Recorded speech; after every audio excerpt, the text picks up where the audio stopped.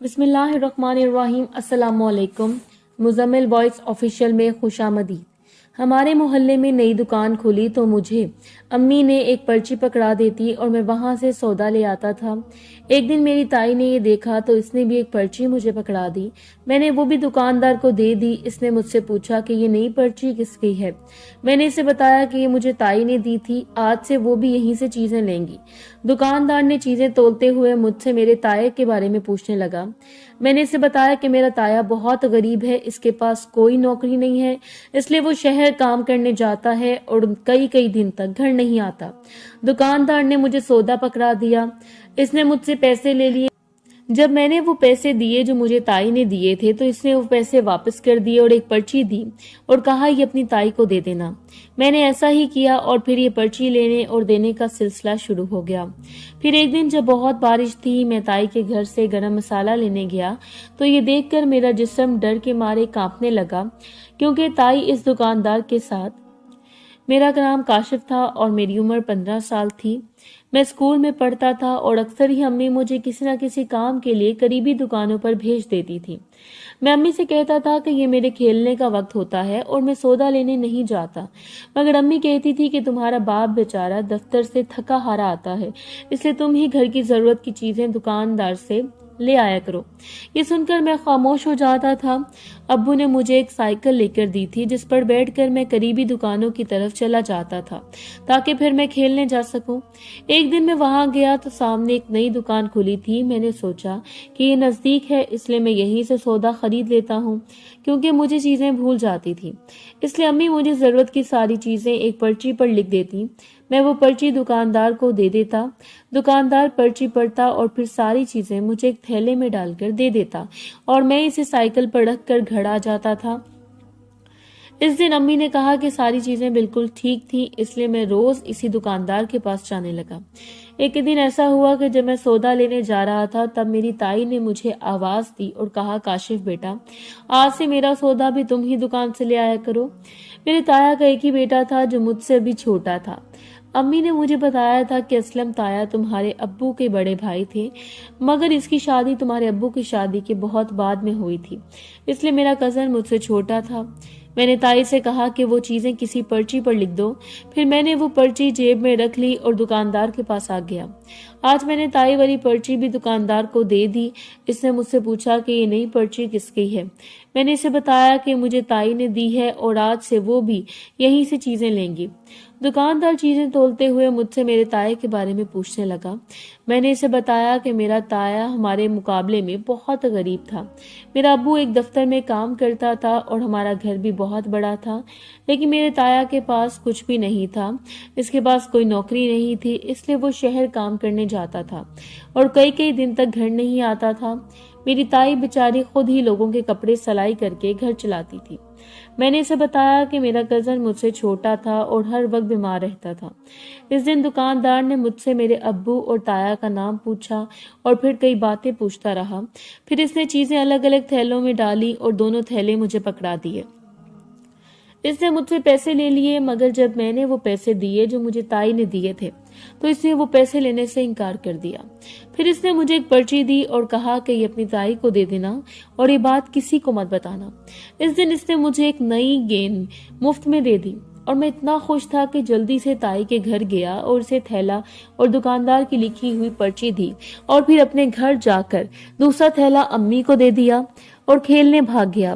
آج میرے پاس نئی گیند تھی جسے دیکھ کر میرے سارے دوست میرے پاس آ گئے۔ پھر ایسا روز ہونے لگا۔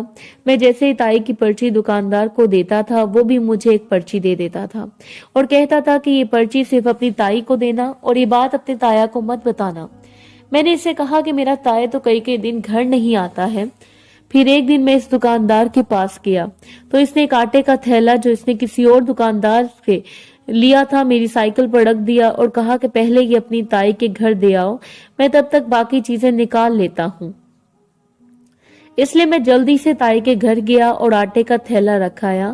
میں واپس آیا تو دکاندار ایک اور تھیلا تیار کر چکا تھا۔ اس نے وہ تھیلا بھی میری سائیکل پر رکھ دیا اور کہا کہ یہ چیزیں بھی اپنی تائی کو دے آؤ۔ میں وہ تھیلا بھی تائی کو دے آیا اور پھر دکاندار نے مجھے اپنا تھیلا دیا اور ساتھ ایک نیا थैला भी दिया और कहा कि ये तुम्हें क्रिकेट पसंद है, मैंने तुम्हें बल्ला दिया है, इसलिए तुम्हारे लिए बल्ला लाया हूँ। ये देखकर तो मैं हवाओं में उड़ने लगा, क्योंकि ये बल्ला बहुत महंगा था और मैं कई हफ्तों से दुकान पर देख रहा था। मैं सोच रहा था कि किसी दिन अब्बू से पैसे मांगूंगा और फिर ये बल्ला खरीद लूंगा, मगर अभी तक मुझे मौका नहीं मिला था। लेकिन मुझे क्या पता था कि ये दुकानदार इतना अच्छा था कि ये मुझे मुफ्त में इतना अच्छा बल्ला पकड़ा देगा। मैं इस दिन घर आया तो मैंने बल्ला घर के बाहर छुपा दिया, क्योंकि मैं जानता था कि अगर अम्मी ने बल्ला देख लिया तो बहुत शोर मचाएंगी कि तुमने ये बल्ला कहाँ से लिया है, तुम्हें किसने पैसे दिए थे। लेकिन इस रोज मैं सोचता रहा कि दुकानदार ताई से पैसे भी नहीं लेता और इसका थैला भी हमारे थैले से बड़ा होता जा रहा था, मगर मैंने इस बात का जिक्र किसी से ना किया और ये पर्ची लेने और देने का सिलसिला शुरू हो गया, क्योंकि पर्ची देने और लेने के चक्कर में वो दुकानदार मुझसे चीजें दे रहा था और मैं भी लालच में आ चुका था। इसलिए मैंने ये बात राज में रहने दी और ये कई दिनों तक चलता रहा। फिर एक दिन जब बहुत बारिश थी, इस दिन अम्मी ने कहा कि आज मौसम अच्छा है, इसलिए पुलाव बना लेते हैं। मैं इस वक्त कमरे में बैठा टीवी देख रहा था। इस वक्त अम्मी ने कहा कि किचन में गरम मसाला खत्म हो गया है, इसलिए जाओ और भागकर दुकान से मसाला ले आओ। मैंने अम्मी से कहा कि बारिश हो रही है इसलिए मैं नहीं जा सकता, लेकिन अगर तुम कहो तो मैं ताई से गरम मसाला ला सकता हूँ। ये कहकर मैंने अपनी जान छुड़वाई, क्योंकि मैं जानता था कि अम्मी मुझे ताई के घर नहीं जाने देंगी, क्योंकि अक्सर ही अम्मी और मेरी ताई का झगड़ा होता था और वो दोनों कई कई दिन तक एक दूसरे से बात नहीं करती थी। अम्मी की ताई से हमेशा इस बात पर लड़ाई हो जाती थी कि तुम तो रोज ही हमसे पैसे मांगने आ जाती हो, तुम अपने शोहर से क्यों नहीं कहती कि वो कमा कर लाए और अपना घर चलाए। इस बात पर हमेशा दोनों की लड़ाई हो जाती थी और ये लड़ाई कई कई दिन तक चलती रहती थी।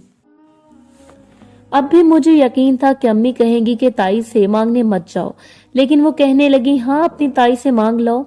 वैसे भी आजकल इसके बावर्ची खाने से बहुत अच्छी खुशबू आ रही है, इसके बावर्ची खाने से बहुत ही प्यारी खुशबू होती है, लगता है तुम्हारा ताया आजकल बहुत कमा रहा है। ये सुनकर मैं जल्दी से कमरे से निकल आया, क्योंकि मुझे पता था कि ये सब कुछ तो इसे वो नया दुकानदार भेजता था। लेकिन ये बात मैं अम्मी को नहीं बता सकता था, क्योंकि फिर मेरा भी राज खुल जाना था कि मैं ये नई नई चीजें कहाँ से लेकर आता था। मैं ताई के घर गया और सीधा बावर्ची खाने गया, मगर ताई यहाँ नहीं थी, इसलिए मैं इसके कमरे की तरफ गया। इसके कमरे का दरवाजा खुला हुआ था और सामने वो किसी मर्द के साथ बैठी हुई थी। मैं समझा कि मेरा ताया रात को घर आ गया होगा, लेकिन जब ताया ने अपना चेहरा मोड़ा तो ये देखकर मेरा जिस्म डर के मारे कांपने लगा, क्योंकि वो तो वही नया दुकानदार था और ताई इसके साथ अपने कमरे में बैठी थी। ये देखकर मैं घबरा गया और मैं फौरन वहां से भागा और अपने बिस्तर में छुप गया। अम्मी ने ये देखा तो इसने मुझसे पूछा कि क्या हुआ, लेकिन मैं बहुत घबरा गया था। अम्मी ने ये देखा तो इसे लगा कि कुछ ना कुछ गड़बड़ है, इसलिए वो खुद ही ताई के घर चली गई। दोनों घरों के बीच एक मुश्तरका दीवार थी जिस पर एक छोटा दरवाजा लगा हुआ था, लेकिन ये दरवाजा तभी खुलता जब अम्मी और ताई की सुलह होती थी। लेकिन आज तो अम्मी लड़ाई होने के बावजूद खुद ही दरवाजा खोलकर ताई के घर चली गई और कुछ देर बाद वहां से शोर की आवाजें आने लगी। मैंने सोचा कि कहीं वो दुकानदार ये ना बता दे कि मैं ही इसकी पर्चियां लाता था, इसलिए मैं चुपके से ताई के घर चला गया। मैं ताई के घर पहुंचा तो मैंने देखा कि वो दुकानदार अब भी वहीं बैठा हुआ था।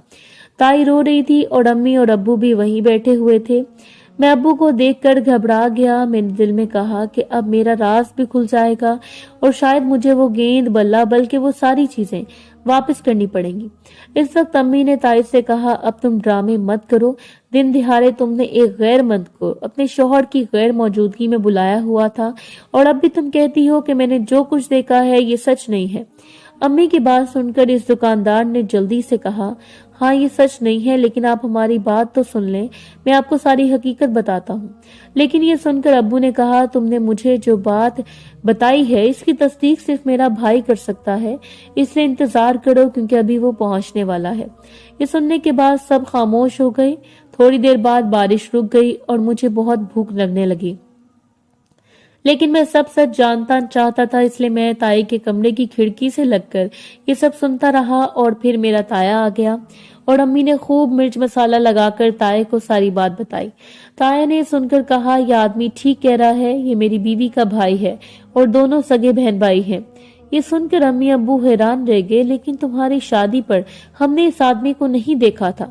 تب وہ دکاندار کہنے لگا، دراصل میں اس وقت سعودیہ میں کام کرتا تھا۔ کرونا کی وجہ سے ہم سب مزدوروں کو نکال دیا گیا تھا اور میں نے یہاں آ کر شادی کر لی اور اس محلے میں چھوٹی سی دکان کر لی۔